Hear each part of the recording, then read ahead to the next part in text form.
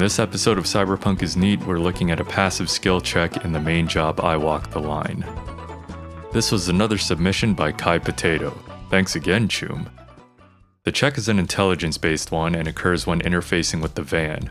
A V with high intelligence will have some extra dialogue with Placide.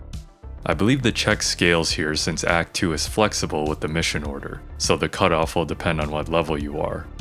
If I had to guess, it's probably the same as the one for the int-based dialogue at the end, where V asks if Placide can hack Agent Mosley remotely. Anyway, the check that Kai mentioned occurs during the "what are they looking for" dialogue option. What are they looking for exactly? Internal data forts. If they crush our eyes, they take algo and the entire net. They return to the dark time of Patmos. What are they looking for exactly? Internal data forts. If they crush our eyes, they take algo and the entire net. They return to the dark time of Patmos. But you've probably got what? Web crawlers, code mirrors? We do. They also want them.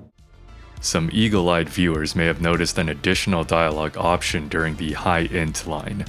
It is in response to the opening of the conversation, so I'm gonna roll the whole thing here. Well, I got you here. Mind telling me what we're looking at? Data flow map of Pacifica. They hunt algo. Who is they? Netwatch. They always out to focus. So you got police problems? Police.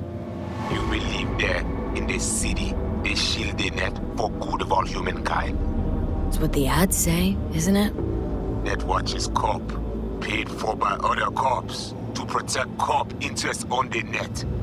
What is there not to understand? Wow, Netwatch. A real tongue loosener for you.